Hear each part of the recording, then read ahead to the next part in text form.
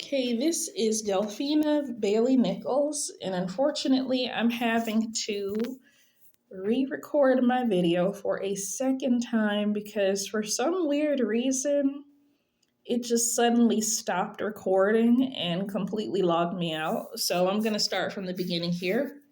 So, first of all, before I get into my follow up video for the fourth night of Passover, I want to talk an event that happened yesterday on Easter Monday. Like yesterday on Easter Monday, all of South Asia and Australia had a radio blackout due to a solar flare. And this is a pretty big deal because it was Passover yesterday. It was the third day of Passover yesterday.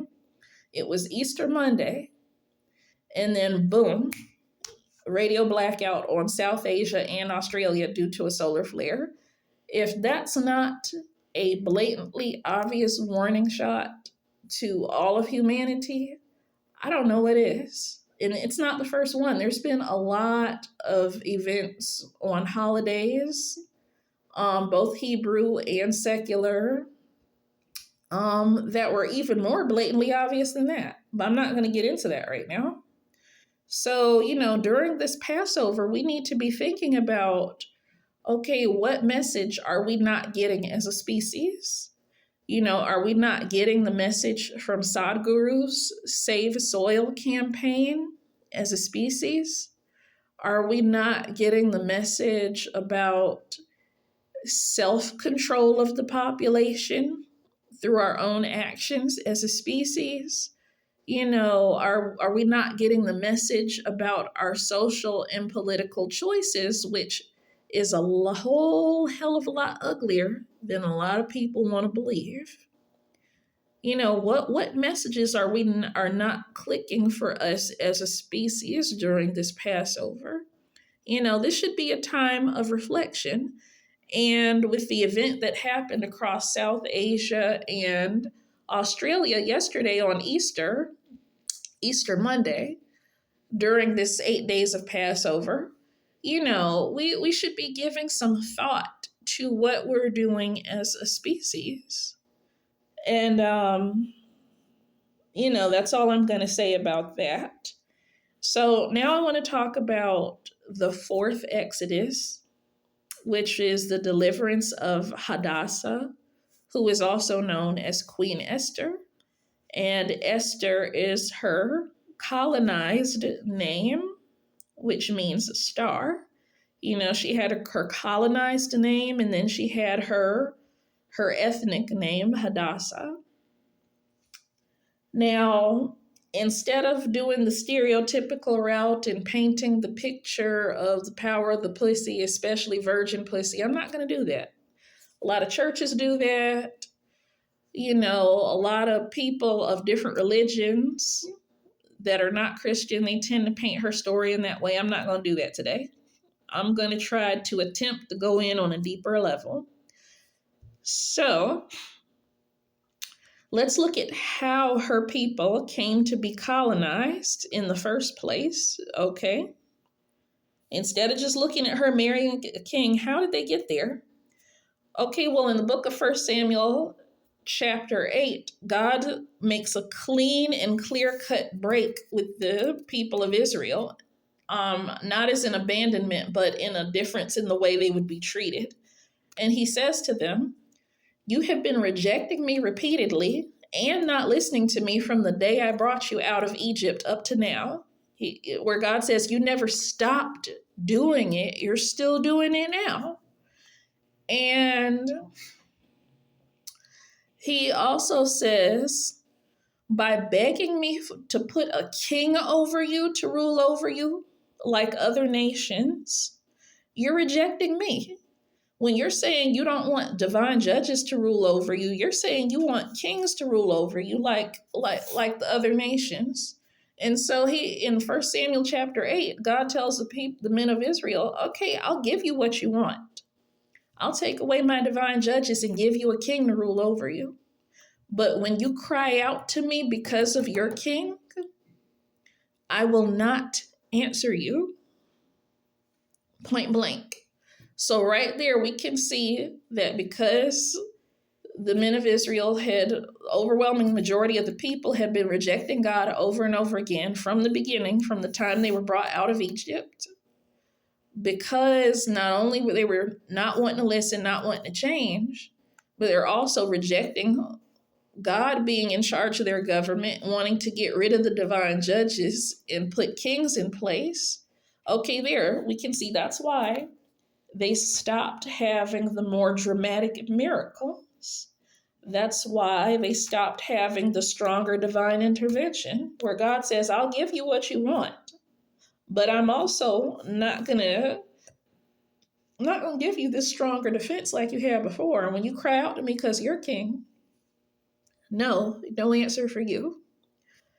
So, and when we look at the book of Jeremiah, we see more reasons for Hadassah's people going into colonization under the authority of a nation of men who were bigger, badder beasts than the men of Israel. In the book of Jeremiah, it says that, where God is chastising them, saying, I brought you out of slavery in Egypt. How dare you re-enslave your own people? And then he says also in the book of Jeremiah, you worship other gods who you do not know, to your own hurt. So right there, God confirms that, yes, there are other gods. Even though there are none like him on this whole planet, others do exist. And he's saying you worship them to your own hurt because you don't really know them and you don't really know what the deal is with them in reality. Okay. So, and then there's, and then they were doing other stuff like not judging thoroughly and fairly between one man and another. Denying justice to poor people, not pleading the cause of widows, not pleading the cause of fatherless children and orphans.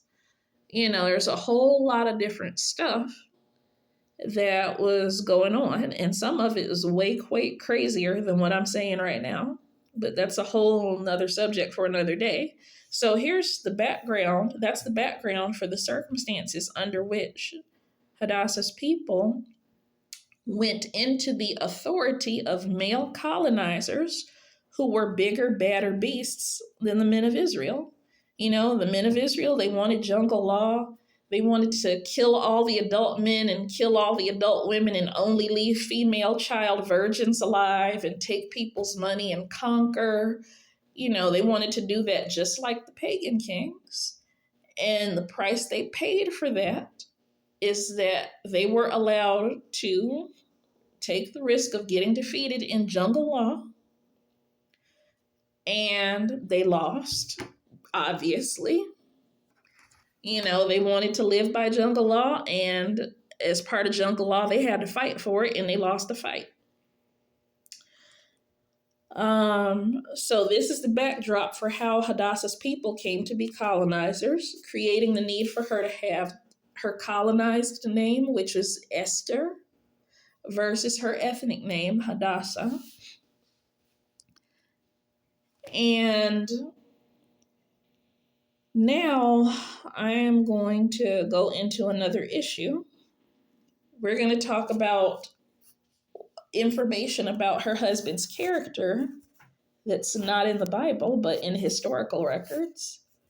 Now, according to the historical records, her husband was a man who had people worshiping him as God. And in the ancient world, that was very, very common for people to worship their kings and queens as gods, okay? The Egyptians did it. Many other nations did it. And this Persian guy who Hadassah married in the book of Esther, he was no different. He had his people worshiping him as a god. And even Sultan Suleiman over the Ottoman Caliphate, which, is connected to the whole Antichrist thing. Even he had people worshiping him as God at Terbek, Turkey. but that's another subject for another day. He's a Muslim and had followers worshiping him as God. You know, the historical record doesn't say it, but he was doing it, even though he was a Muslim and a very devout Muslim too. So this guy, he very well could have possibly been a narcissist. Like one historical record says that this king, Persian king, he had his followers to whip the waves of the ocean with an actual whip that you would use for whipping slaves. He whipped the waves of the ocean and was telling his people that he had divine power to punish the ocean itself. You know, he was, he was either very, very talented in old world politics, which included killing all the men and only keeping the female child virgins, and if they're lucky, the adult women alive too. He not only specialized in that, mass murdering men to fill entire houses with harems, but he put on he really played up the drama on the God King role. Okay, he was not a nice guy, so he was either just very much into his role, or he could have been a narcissist. Now, in regard to his queen Vashti, who Hadassah was going to replace, the biblical record says that Vashti had disobeyed him, and he didn't want the other women in the kingdom to disobey him. But because there's a possibility that this man, this king who was worshipped as a god, might have been a narcissist, there's a possibility that Vashti might not have been disobeying him. There's a possibility that she could have been feeling weak and sick. She could have possibly been having a miscarriage. We don't know what the situation was, because it's a very real possibility that he could have been a narcissist. He could have slandered Queen Vashti and threw her out of the palace, all just because he decided it was time for him to have a new main female that's a young virgin. That could have possibly been the real story, because the Bible doesn't tell us about all the crazy narcissistic things that Hadassah's husband had done before he married her. And I believe it's very possible that Queen Vashti could have possibly been a victim of narcissism, not a disobedient wife. Okay? Because a narcissist, he don't care if you're weak and sick. He don't care if you're homeless. He don't care about whatever your circumstances are. He just wants what he wants, and he's going to tell an unknown number of lies to have his way. And if you have a king who's being worshipped by his people as a god, right there, that's a red flag of, he might be a narcissist. So I'm not saying Vashti was fully a victim, but maybe she was. So I'm going to try to dig into this a little deeper, and hopefully my phone will not cut off again before I finish the video. Now, Hadassah, being a woman in a colonized territory, a conquered territory, she knew enough not to beg for the lives of her people in front of the royal court. Because when we look at, and let's look at one of the reasons why it was smart of her to not beg for the lives of her people in front of the members of the royal court, okay? Now, Haman wanted to do worse than a regular pagan king or a regular rebellious Jewish king, killing everybody and only leaving the female child virgins alive, or only leaving the women alive. Haman wanted to do worse than that. He wanted to kill the men, the adult women, and the children and the elderly. He wanted to wipe out all the Jews living in their territory.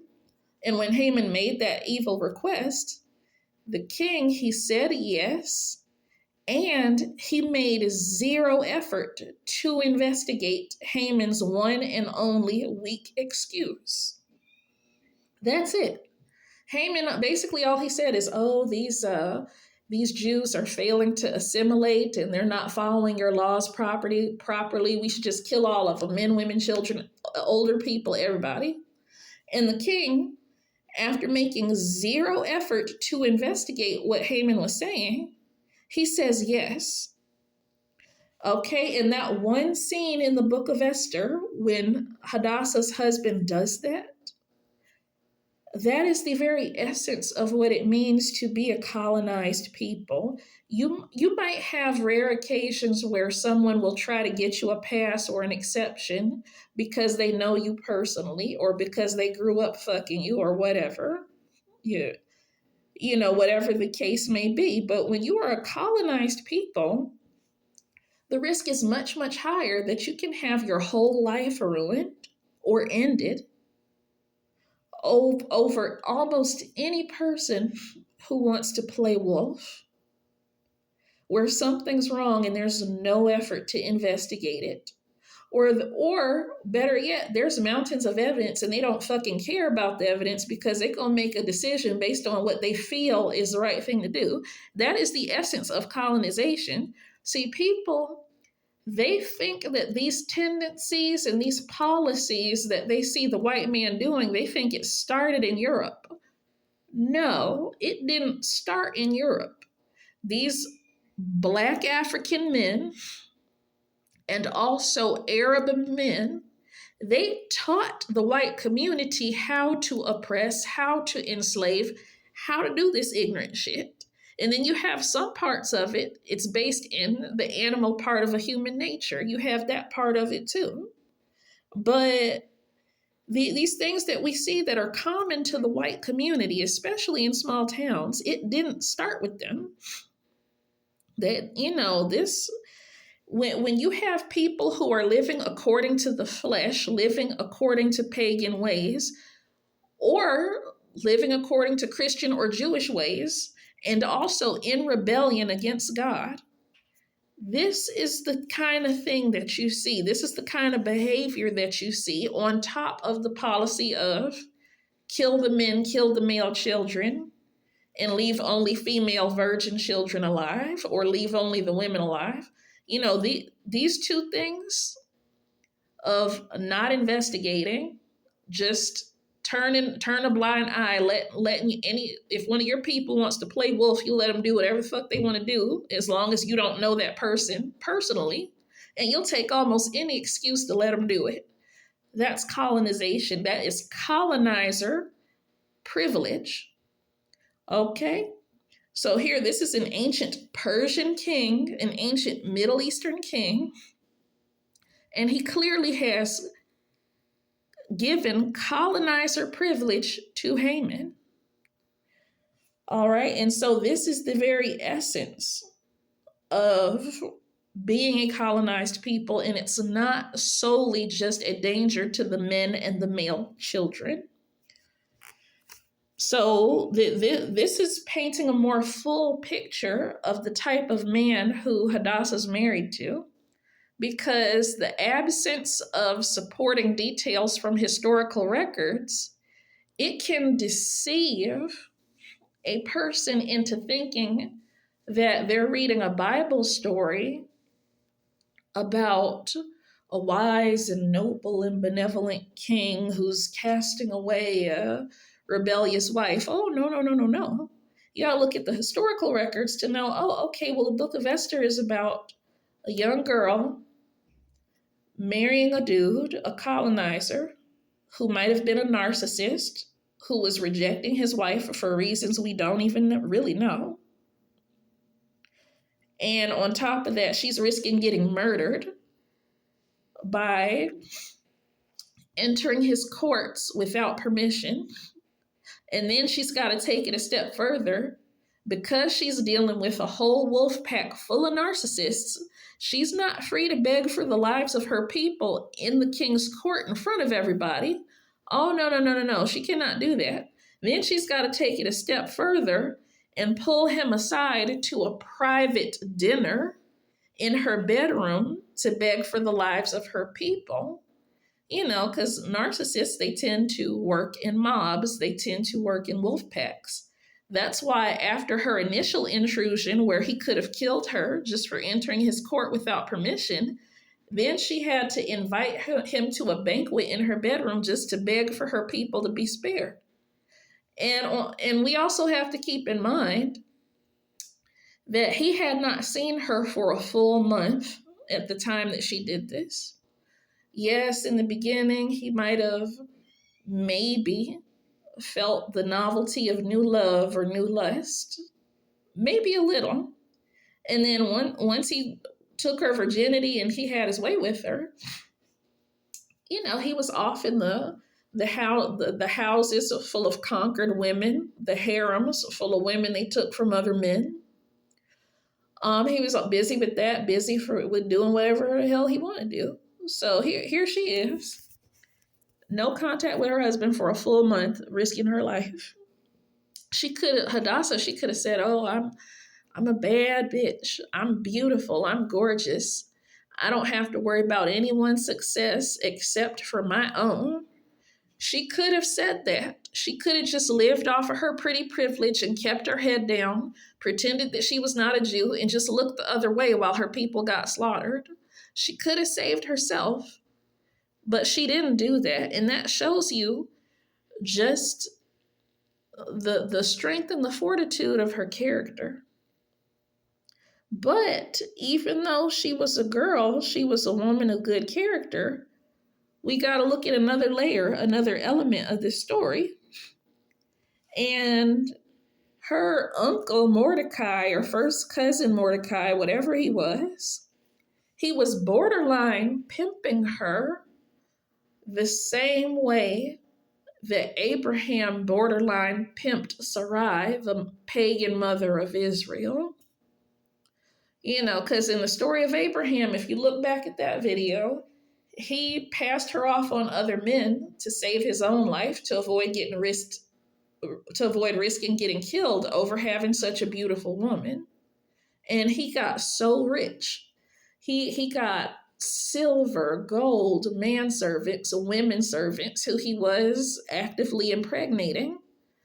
And we see where Abraham almost makes some other man's baby the heir to Israel long before Hagar, because he's having sex with his female servants while he's getting rich off of passing his wife off on these other men, allegedly to avoid getting killed.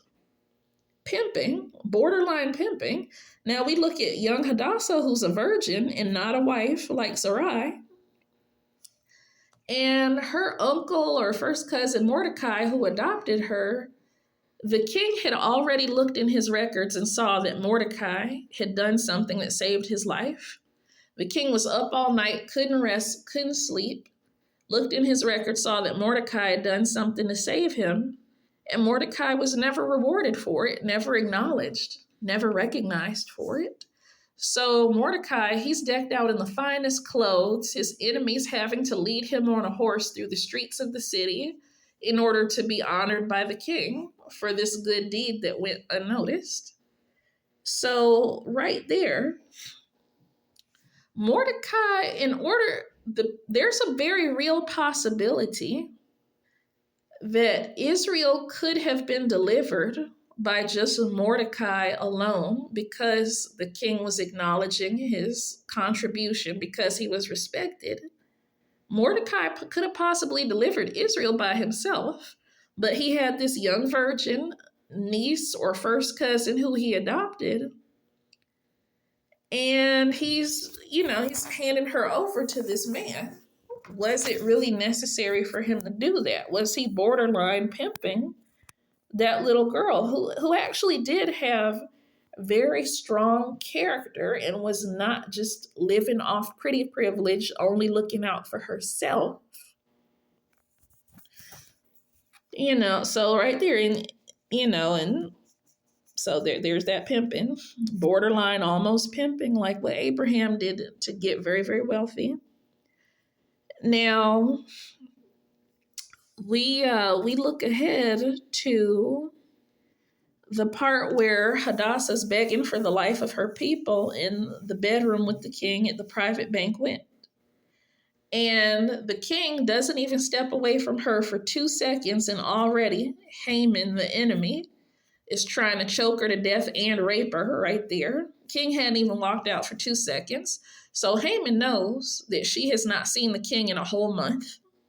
She's supposed to be the main chick. That's supposed to be her husband. He's got these two houses full of conquered women in the royal prostitute harem, because you're a concubine, you're in a harem, that's what you are. You're basically almost like a prostitute and a prisoner of war. you know um so the king, he had all these other females. He knew the man hadn't seen this young girl for a full month after taking her virginity, just left her alone, unattended, unprotected. And that's why he felt perfectly comfortable with grabbing her neck to choke her out and to throw her down on her bed, attempting to rape her, not even 2 seconds after the king has stepped out. And it's only by the grace of God, a straight miracle, that the king turns around and looks back and catches Haman trying to choke her to death and rape her.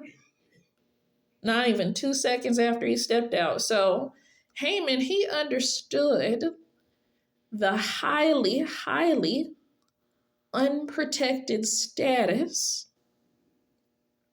of a woman who is joined in marriage to a man who has several other females, because he's a better conqueror than some other pagan or Jewish or Christian guy who's living according to the flesh to have a harem. He knew that unprotected status.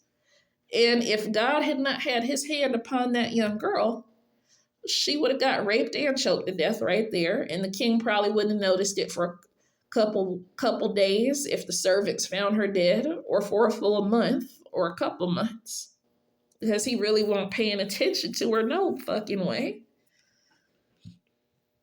Men who live that kind of lifestyle, they like to paint themselves as protectors and providers, and no, they're not protectors a lot of the time. No, they're not really loving. A lot of the times it's just a straight narcissist. There's somebody who's living in the man-beast culture that all the pagan kings and even the rebellious Jewish leaders were indulging in the ancient times, which included being worshipped as a god if you were the king, which included mass murdering all of the men and taking all the women, and the children, or worst case scenario, only saving the female children who are virgins alive. That was the whole parcel and package. And unfortunately, we see a whole lot of white men and a whole lot of black men today who are still stuck, very much stuck on that way of life. And when you listen to women of color who usually do not have a voice in mainstream society, it becomes crystal clear that way too many lower income white men, lower income black men, and also higher income white men and black men, they're all still stuck on those exact parts of the ancient culture, and they're just a whole hell of a lot better at hiding it. That's why we have 12,000 Native American children in mass graves in Canada alone. That's not even including the Indian children in mass graves in America. That's why we have black kids who were fed to alligators in America and in ancient Egypt. That's why we have all the overpopulation, and then the war, violence, mass incarceration, murder of children, and mass murder of men. To compensate, we still have those issues. We still have the overpopulation. Why? Because a lot of white men and black men who are higher income and lower income, they are still stuck on the most basic tenets of the rulership of the pagan husband of Hadassah in the book of Esther. You know, a man whose practices is no different from what we see of Pharaoh in Moses' story, what we see of Herod in Yeshua, which is Christ's story, no different than what we see rebellious Jews doing in the days when they're constantly at war and really they disobeyed God through the whole time. But during the times when they're seeing the least and most minor of miracles, we see the Jews doing it too. You know, generation after generation stuck on this way of thinking, this way of living that is fully, you know, where Hadassah's husband is not the only example. If she had married a Jew, if she had married a man from her own ethnic group, she would have been subjected to the same type of mentality. She would have been at risk of the same type of narcissism as well, because the Jewish men were doing it before they went into captivity at the hand of a bigger beast, rebellion. Okay, so, you know, and there's nothing worse by getting beat up, abandoned, and spit on and slandered by a lower income man who's lusting after that lifestyle. So, now I'm going to look at another issue in her story. Why did the king even marry her? Why did the king marry Vashti before her when he had two massive houses full of concubines? Why did he do it?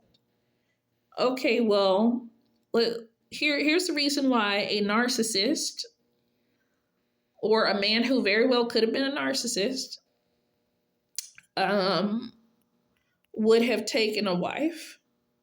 Okay, in ancient times, there were no condoms, there was no birth control pills. Okay, people had herbs, but the herbal treatments were not always guaranteed to prevent pregnancy 100% of the time. So, for a man to be sure that his children were actually his own children, they had cultural practices to limit female behavior, but in other cases, they would also try to marry a virgin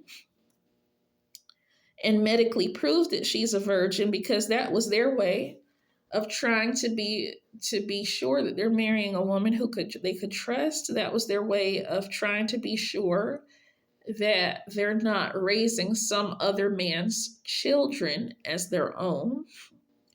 Okay, and you know, and again, it wasn't a perfect system. They could always be wrong about a woman's character, or a woman could be lonely or sexually neglected, and a dude could end up raising another man's baby over stuff like that. The system didn't work out perfectly, but they didn't have condoms, they didn't have birth control pills. So looking at certain standards for a woman's character, and also, you know, trying to marry a virgin, that was their way of trying to make sure that they have an heir who is actually genetically their child. And let's see, what else? What else was I going to cover in this video? Oh, yeah, and another thing that may have motivated a king in those days to have a queen is that when you're in a position of power over human adults of any race, you're always having people who are going to judge you fairly, but then you have a lot of people who are going to judge you unfairly, and they're going to be trying to rob you or kill you or give you whatever kind of bad treatment that maybe you don't deserve, or maybe you do deserve it when you're in a position of power. So whether they're a good ruler or a bad one, a person who's at the top of the food chain in power, they're never truly at the top, because there's always someone who wants to tear down their reputation or end their life. And if a man's lucky enough to find a queen who has good character, this is someone who he can hopefully trust not to kill him and take over the throne, like what Queen Nefertiti may have done. Okay? Because throughout history, you have rare cases where a queen, she'll kill her king and take over the throne. But when you have a queen who's of good character, and if you have not judged her wrong, That's the one person in the whole world who you can trust, maybe trust to not be trying to murder you and give the kingdom to another man or to herself. That was another motivation for these kings with several houses full of conquered prisoner of war concubines. That's another reason for and motivation for them to marry. And it didn't always work perfectly, but it helped to them to have a degree of stability. And we also have to keep in mind, again, there was a level of narcissism there because a queen is someone who is expected to be loyal to her husband to ensure that she's only birthing his children and not another man's. She has to be loyal to him, but he's not obligated to be loyal to her. He's not obligated to protect her reputation. He's not obligated to look out for her safety. He can kick her out at any time just because he's bored and wants something different and younger. And he can make up any lie to justify it in his homeboys, his royal court. There's a pretty high chance that they'll support it because maybe they might have a niece, a cousin, or a friend who wants to sit on the throne and wear the crown. You know, there's always people who want to push a woman aside and replace her, even if she's not a queen. Now, when we look back at Zipporah in the second Exodus of Israel, Zipporah was getting bullied over her husband who had a speech impediment, okay? Moses, in the book of Exodus, Moses even says out of his own mouth that he is slow and that he's a man of slow speech. Then we look ahead to the book of Numbers, chapter 12, and lo and behold, Zipporah's getting bullied. She's this great beauty, getting bullied and harassed brutally by the other women, by Moses' sister, and by Aaron over her husband, who says openly that he's slow and also a man of slow speech. He's not a prize bull. He's not that great. And she went through hell just because of the position of leadership that he was placed in. So that goes to tell you the level of instability and suffering that queens would have experienced sitting on a throne. You know, a queen, that's someone who never has any peace. So you cannot be surprised that a queen in some cases might be a narcissist too, just like a king, because when you have someone in that position who doesn't have any real feelings to hurt, it's a whole lot easier for them as a man or as a woman to tolerate the almost constant judgments that are either fair or completely unfair and unwarranted. It allows them to better tolerate almost never having any real peace, almost always having somebody else wanting to push them out of the way. So just like Vashti was expected to be loyal and obedient to a king who was not obligated to be loyal and obedient to her, here we have Hadassah, Queen Esther. She also is expected to be loyal and obedient to that same man, even though he's not obligated to be loyal to her, to pay attention to her, and he ignores her most of the time. Ignores her so bad that another man feels comfortable to attempt to choke her out and rape her in her bedroom, not only 2 seconds after her husband walks out. Let's see, what else do I want to cover? Because there's a lot of layers of cultural issues in this story in the book of Esther that you don't really get a full picture of unless you combine it with the historical records of this man she was married to. So, let me see, is there anything else that I have not covered yet?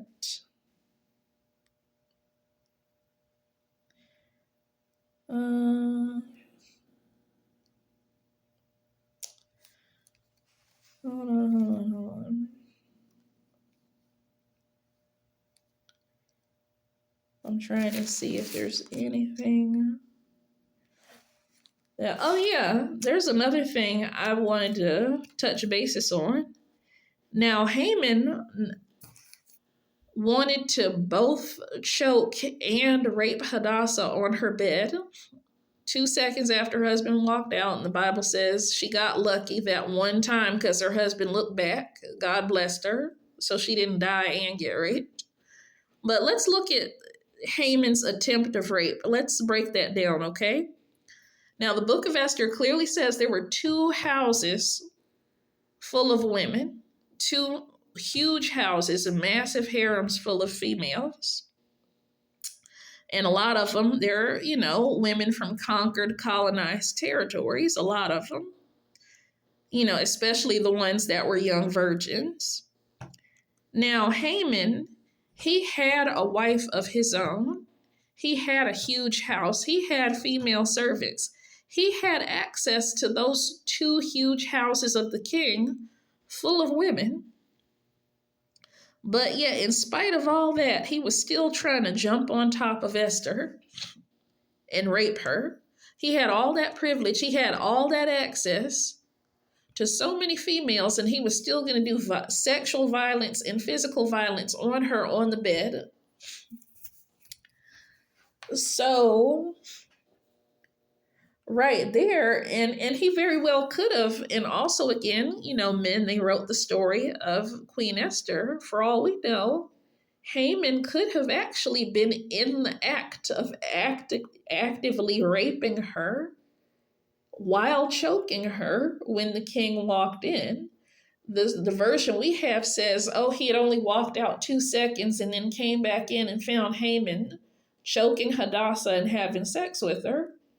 That's the version we have. But for all we know, he could have already had his dick out and been raping her on the bed and choking her, because he knows that the king only ignores her most of the time. Same he does the other women in the 2 huge houses full of harems. So right there, we not only see Haman further abusing his colonizer privilege, that privilege of not being questioned, that privilege of not being under suspicion in his motives, but then he's also abusing male privilege. Okay. And this is a Persian Middle Eastern man doing this. Okay, we're not in Europe. This is Persia, this is Middle East. Because again, the techniques for being a community of colonizers, Europe learned that from African men and from Arab men of the Middle East, from Middle Eastern men as well. Combined with basic human nature, the animal part of a human nature when a human is living according to the flesh. So, so this guy, he's just abusing his privilege on all levels. Colonizer privilege, male privilege, abusing political power, and the blessing in it all is that it all is brought to a stop. And instead of his victims dying, he gets hanged.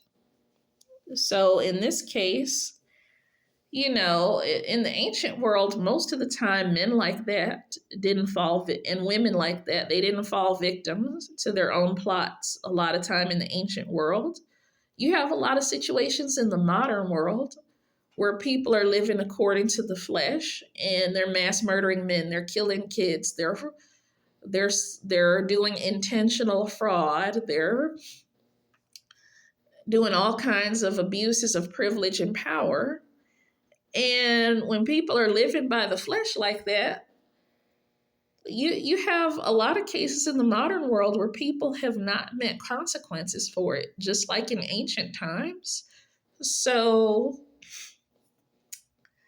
this is a problem that never truly went away. It's just people are a lot better at hiding it or putting a spin on it to make it look like hate or emotionally based stuff. No, it's not hate. It's not emotional based. It's just territorial animal instinct and living by the flesh, the animal instinct part of a human nature. That's what it is. Hate has absolutely nothing to do with it today, and hate had absolutely nothing to do with it in ancient times as well. It's about territorial, dominant behavior, just like what you see with wild animals. People, in most communities of people, they have that side, that element to them. It's just some are better at hiding it than others. That's the difference between the ruling by the creator and the guidance of the creator and by the spirit versus ruling by the flesh. And the book of Esther, it would have looked like a fairy tale to any person reading it in ancient times, with the way she was saved from what was happening to her and the way her people were saved. And, unfortunately, it doesn't look like a happily ever after story to a lot of people today, because they get a watered down, sugar coated version of what's really happening around them in real life. And let me see. And also, I want to make another point. Now, Hadassah, she knows that the relationship, when she first approached her husband, trying to ask her to come to a banquet in her bedroom so she wouldn't have to beg for her people's lives in public, when she made her initial first approach, trying to get him to step away from his people, she knew what kind of man she was dealing with, and she knew that the relationship they had was not based on love. She knew it, and here's how. Because in the book of Esther, it says that when she approaches the king in front of... No, hold on. No, at the part where she approaches him the second time, and he agrees to come to a banquet in her bedroom, and she's going to ask him for the lives of her people in private, away from his people. Okay. She tells her husband in the book of Esther that even if it was his will to sell all of her people into slavery, she would not oppose him, because at the very least, they would at least be saved alive. But Haman wants to genocide all of them. So she's begging for their lives because Haman wants to kill all of them. Okay, so in that private conversation at the banquet in her bedroom, right there, she knows she does not have a relationship that's built on love. She knows that even if he did love her, he could still turn on her for not being from his ethnic group. Okay, because if this was truly a man who loved her, if this was truly a man whose flimsy emotions would not change the minute he knows what her ethnicity is, she wouldn't have had to kiss his ass by saying, oh, even if you wanted to sell all of my people into slavery, I would not oppose you. She wouldn't have had to say that to him if he was truly for her and also not a savage. But she knew she was married to a savage. She knew she was married to a man who had an enormous ego. She knew it was not real love. That's why before begging for the lives of her people, she had to say, hey, I'm not here to oppose you. If you want to sell all of my people as slaves, I won't say a word, but at the very least, don't let Haman kill all of them. This was her plea. This was how she had to beg from this man. So right there, the multiple layers of techniques that she had to use for begging for his mercy, that's proof right there that no, her marriage was not based on love. No, she was, and again, we know she was not well protected. Okay, just like the other harem women, not well protected. And so she knew what she was dealing with, and she fortunately had a talent for navigating around though those challenges with her husband, who was pagan and a colonizer, guilty of the same attitudes and the same behaviors as her Jewish brethren, who had mass murdered entire villages, entire cities, to take all their valuables and to take their women and their female children and only leave the female children alive in the hope that they've got a virgin. That she knew how to navigate her husband, who was living according to the flesh and maybe a narcissist, just like the men of Israel, who were seeing zero miracles because they had the same mentality and was still forcing that same mentality on other people before they even went into subjugation under colonizers. And let's see. So hold on. I'm trying to look at my notes and see if there's anything I might have forgotten. And there's another thing I wanted to say. Another reason why she had to approach him in the way that she did, with risking getting killed by entering his courts to ask him to a private banquet, to ask him for her people's lives away from everybody. Okay, there's another reason why she had to do it like that. Okay. Now, when we look to her foremothers, Sarai, and also to the wife of Moses, Zipporah, these, again, these were women who were both bullied and harassed because they were married to leaders.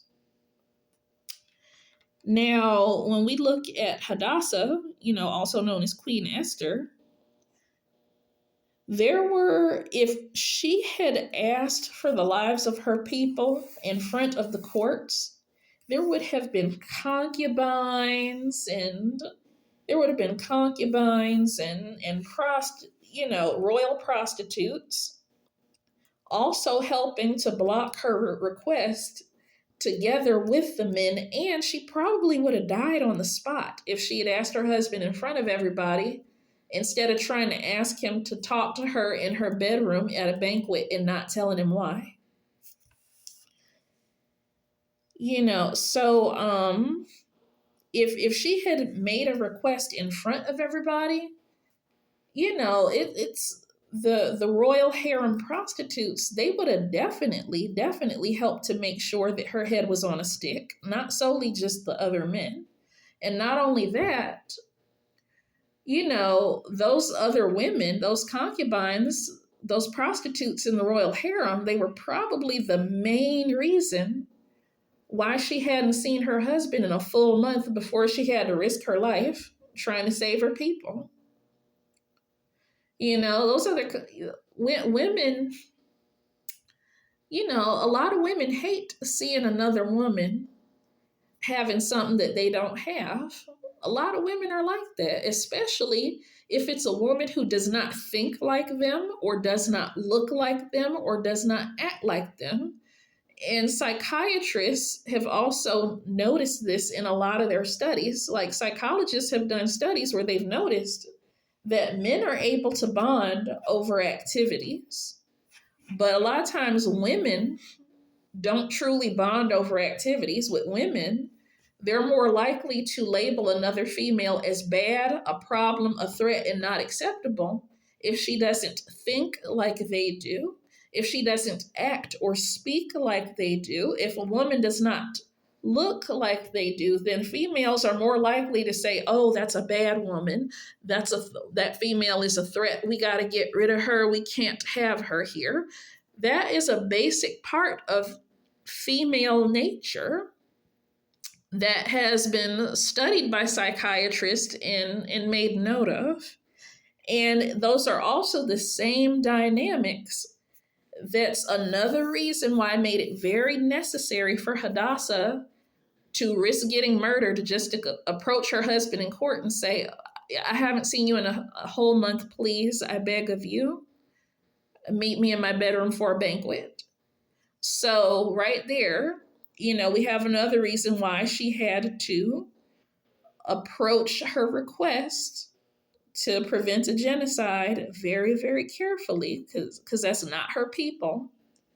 And without a doubt, the mother females would have been full in support of her getting killed on the spot if she had confronted more openly.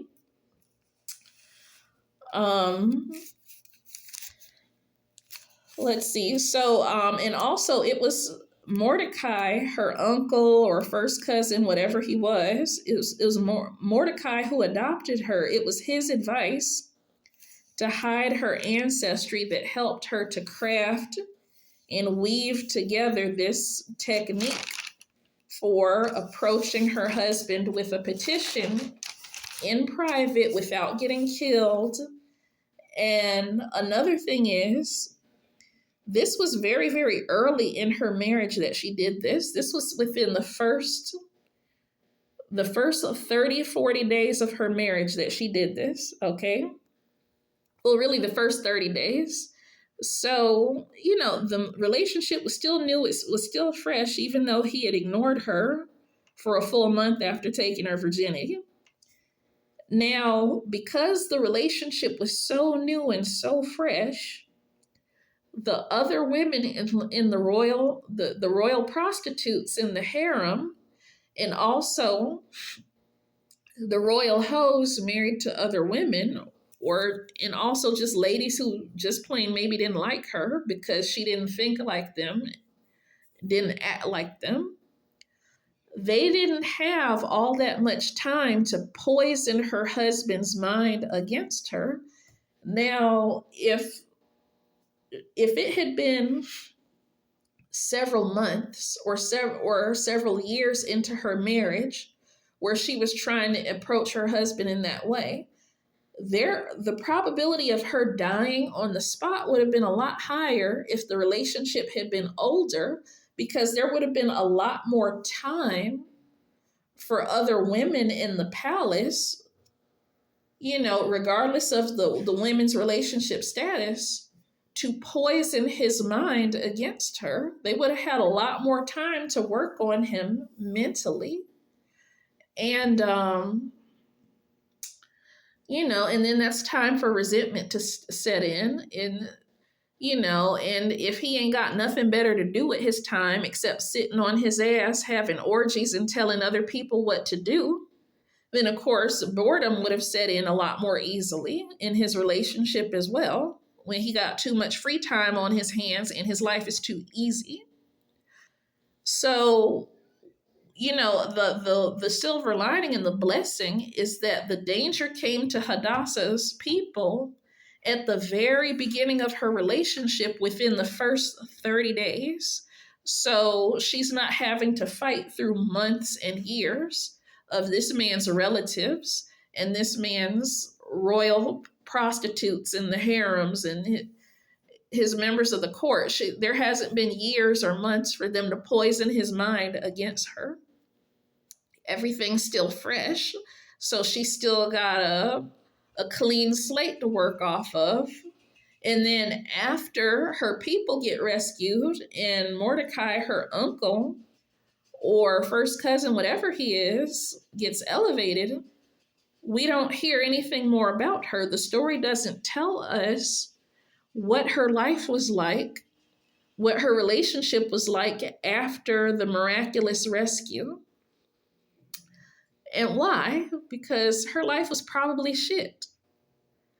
She could have possibly ended up getting replaced later. She could have possibly ended up in the royal harem with the prostitutes. She could have possibly been demoted in status. We really don't know what happened to her. For all we know, the king could have killed her with his own hands years down the road. We don't know what might have happened in her relationship because it ends with the victory. The story doesn't tell us what happened to her weeks or months or years after the victory, and probability is really high that her life was probably shit after the victory. She was probably lonely as hell. She's probably ignored most of the time, just like in the first 30 days of her marriage after he took her virginity. You know, this is a woman who probably lived a very unfulfilling, unhappy life emotionally and sexually because of her husband's lifestyle and mentality. And she wouldn't have been much better off. She wouldn't have been necessarily been spared from it if she had married a Jew, a man from among her own people, because a lot of women know that when you're with a lower income guy, he'll still be striving to force you to submit to that same lifestyle, even though he can't afford it. Even though he can't afford it, even though there's a lot of STDs and a lot of diseases. And if she was with the lower income guy, he could have possibly been having sex with other men's wives. He could have been having sex with other people's young kids instead of letting them have somebody their own age. If she had been with a poor man under the hand of the colonizer, he wouldn't have treated her better. He probably would have treated her like shit because he would have been angry that God is not working miracles to put him back into a position to slaughter other men, take their women, and have a harem. And that's the ugly truth that's not said in this type of story. And yeah, so I guess that's all I have to say about the deliverance of Hadassah, also known as Queen Esther, under her colonizer name in the book of Esther in the Bible.